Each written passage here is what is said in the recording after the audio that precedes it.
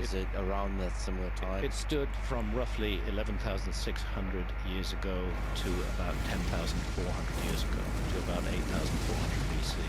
So around 1,200 years, it continued to be elaborated as a site. And while it was being elaborated as a site, we see agriculture.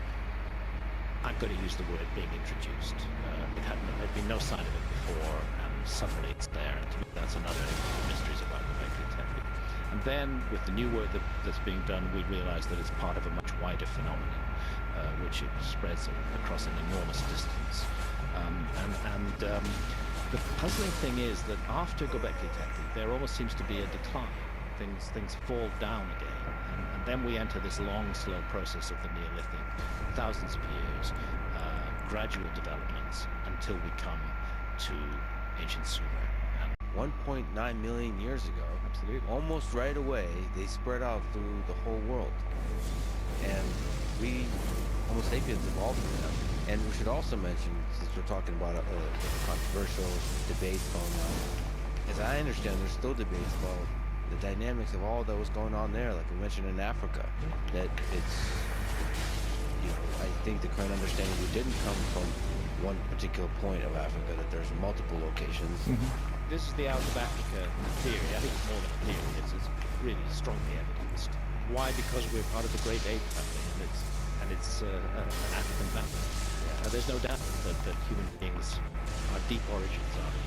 But then there, as you rightly say, there were these very early migrations out of Africa by species that are likely ancestral to anatomically modern humans, including erectus and the astonishingly distant travel.